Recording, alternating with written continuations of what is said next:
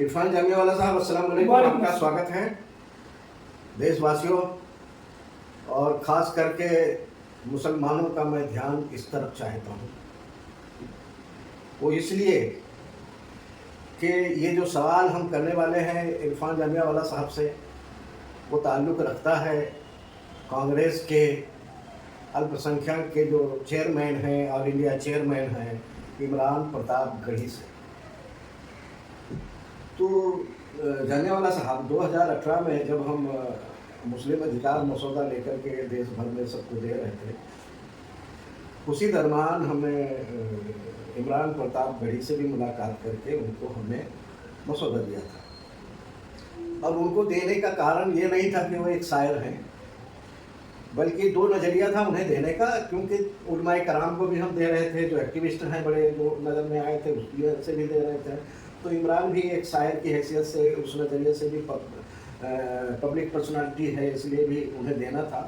दूसरा मकसद यह था कि उस समय 2018 में जब हम मसौदा उनको दिए थे, तो कांग्रेस के से वो ज्वाइंट तो नहीं हुए थे, लेकिन कांग्रेस से रिश्ते उनके अच्छे हुए थे।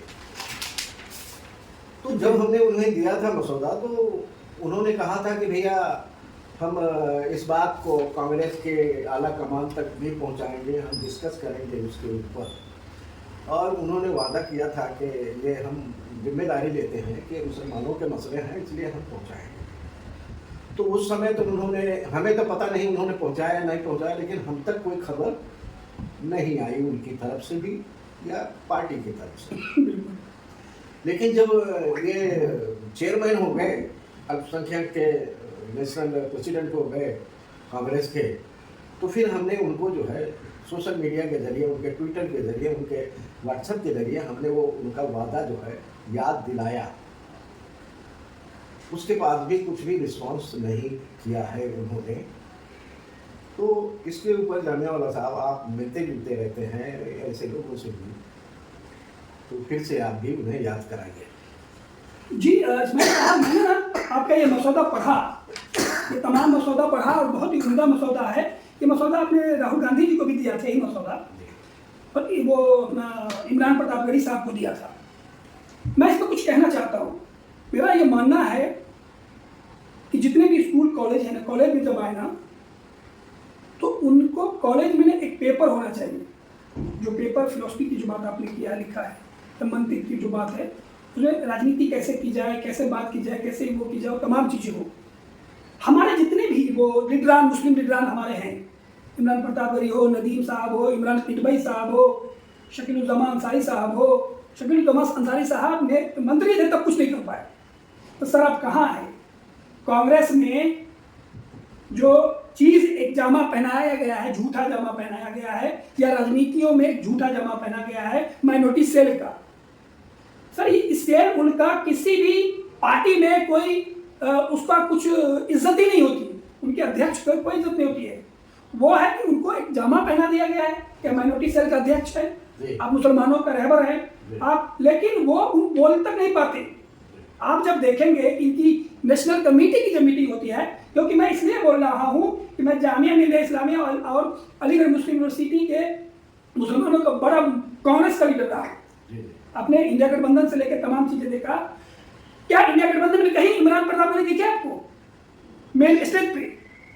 क्योंकि उनको औकात ही नहीं इमरान प्रताप गढ़ी की, इमरान किदवई की, शकील तोमस अंसारी की, शकील खान की, कि आप वहां पर आकर के सामने बैठे, आप राहुल गांधी के बगल में, राहुल गांधी के बगल में कौन बैठेगा? वो 26 साल का लड़का, कौन?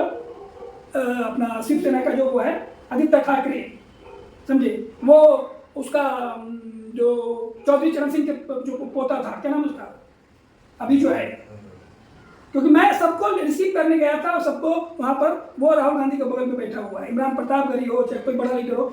इसीलिए माइनॉरिटी सेल में जो भी आदमी है, जो भी मुसलमान है, उनको इतना अधिकार ही नहीं है, हक ही नहीं है कि वो CWC में जाकर के बात करे, वो जो है कांग्रेस के मेन स्ट्रीम में बात करे।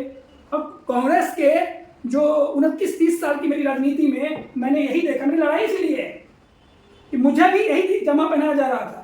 स्टूडेंट विंग से निकलने के बाद मैं कहा स्टूडेंट विंग ठीक है, स्टूडेंट था, करना था राजनीति। आपको माइनॉरिटी सेल का जगह दे रहे थे, माइनॉरिटी में नहीं जाएंगे, माइनॉरिटी हो, किसान सेल हो, यूथ सेल हो या कोई सेल हो, वो एक मुअम्मा है, वो एक कुछ नहीं है, उसका कोई अधिकार नहीं है, कोई जगह नहीं है। मेन जो जगह है, मेन जो अधिकार है, जो बोल सकता है, जो कह सकता है, वो मेन पार्टी में जो लोग हैं, CWC में जो है, जो आपको कार्यकारिणी कमेटी में जो लोग हैं, जो मेन क्रू टीम में जो लोग हैं, वो करते हैं। इमरान प्रताप गढ़ी से मेरी कई बार बात हुई, उसको सिर्फ एक नटराज बना कर पेश किया जाता है, एक परफॉर्मर बना के पेश किया जाता है, वो क्राउड पुलर है। वो मुसलमान कैसे आएंगे क्राउड, उसके लिए वो शायर को लाया गया है। सर कोई औकात नहीं इमरान प्रताप गढ़ी की कांग्रेस में, अब बुरा मत मानना। मुसलमानों, आपने इरफान जामिया वाला साहब के सुन लिया माइनॉरिटीज के बारे में क्या राय है। सभी पार्टियां माइनॉरिटी सेल बना करके एक कुछ न कुछ जो है चूरन दे देते हैं और लोग नाचते रहते हैं। इनका जामिया वाला साहब का कहना यह है कि माइनॉरिटी सेल के जितने सेल हैं, किसी भी पार्टी के हो, चाहे वो बीजेपी के हो, कांग्रेस के हो, सपा बसपा आरजेडी वगैरह के जिसके भी हो, माइनॉरिटी सेल के रहने वालों के लीडरों की कोई औकात नहीं है। वो अपना समय गंवा रहे हैं और अपने समाज को बर्बाद कर रहे हैं। मैं एक चीज़ और इसमें जोड़ना चाहूँगा कि मैं इसलिए बोला कि मैंने देखा है, एक वाहिद आदमी था, मेरा दोस्त, मेरा बड़ा भाई, मेरा मेंटोर कांग्रेस में, अलीगढ़ मुस्लिम यूनिवर्सिटी के प्रेसिडेंट कमर आलम साहब, वो उनको कांग्रेस में जगह नहीं दिया कहीं पे।